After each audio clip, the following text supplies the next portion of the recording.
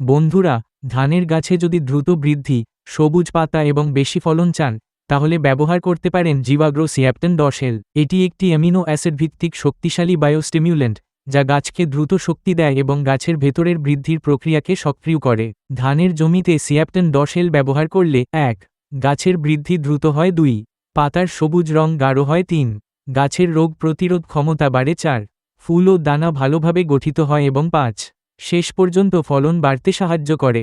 প্রয়োগের নিয়ম: ধানের জমিতে স্প্রে করার জন্য প্রতি লিটার জলে ২ মিলিলিটার অর্থাৎ ১৫ লিটার ব্যারেলে ৩০ মিলিলিটার সিয়াপ্টেন 10L মিশিয়ে ভালোভাবে স্প্রে করুন। কখন ব্যবহার করবেন? ধান রোপণের ২৫ থেকে ৩০ দিন পর প্রথম স্প্রে, তারপর থোর আসার আগে আবার স্প্রে করলে ভালো ফল পাওয়া যায়। এটি গাছের স্ট্রেস কমায়, যেমন অতিরিক্ত গরম, ঠান্ডা বা কীটনাশক স্প্রের পর গাছ দুর্বল হলে দ্রুত রিকভার করতে সাহায্য করে।